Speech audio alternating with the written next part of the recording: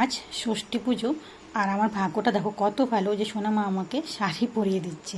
নমস্কার, আমি বনশ্রী। বড়দের প্রণাম, ছোটদের অনেক অনেক ভালোবাসা জানিয়ে আজকে পুজোর ভিডিওটা শুরু করছি। তো চলো প্রথম থেকে অবশ্যই শেষ পর্যন্ত দেখবে, অনুরোধ রইল। আর যদি ভালো লেগে থাকে অবশ্যই লাইক কমেন্ট করবে আর তার সঙ্গে শেয়ারটাও করবে। তো আজকে ষষ্ঠী পুজো, তো সকাল সকাল স্নান সেরে পুজোটা আগে করতে বসে গেছি। আর আমাদের জলটাকে আগে আমাদের শাশুড়ি মা বলে নাকি পুজোর জলটা আমাদের পুকুরে গিয়ে বা নদীতে গিয়ে এই পুজোটা করতে হয়, কিন্তু কোথায় আর পাবো পুজো, নদী আর পুকুর, সেজন্য এখন টিউবওয়েল পাড়েই পুজোটাকে করতে হয়। তো তারপরে আমরা পুজোটা জলটা তুলে নিয়ে আসলাম টিউবওয়েল থেকে, তারপর নিয়ে এসে পুজোটা বসে গেলাম। আর তার সঙ্গে আমার পুজোর সঙ্গে আমার হেল্পার আর কেউ না, আমার শাশুড়ি মা আমার সঙ্গে পুজোর জোগাড় দিচ্ছে।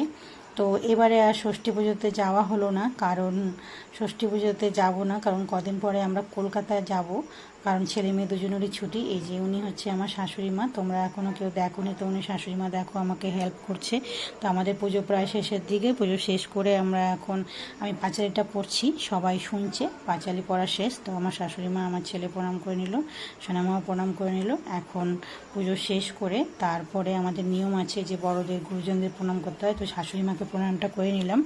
তারপরে দেখো সোনামা যে কী খাচ্ছে, আমি এদিকে পুজো দিচ্ছিলাম, ওর খিদে পেয়েছে, কী জন্য খাচ্ছে। প্রথমে পুজোর প্রসাদটা তুলে নিয়ে প্রথমে সোনামাকে দিয়ে দিলাম, তারপরে তাকে আমি ছেলেকে ডাক দিলাম যে চল পুজোর ষষ্ঠী সুতোটা পরিয়ে দিই, নাকি সোনামাকেই বলে আগে দিতে হবে। তো সোনামাকে আগে দিয়ে দিলাম। তো দই আর হলুদ আগে কপালে টিপ দিয়ে তারপরে ফল দিতে হয়, হাতে ফল দিয়েছি। এবার ষষ্ঠীর জলটা দিয়ে দেবো আর ষাট করে নেব। তারপরে মেয়েকে দিয়ে হয়ে গেলে তারপরে ছেলেকে দেবো।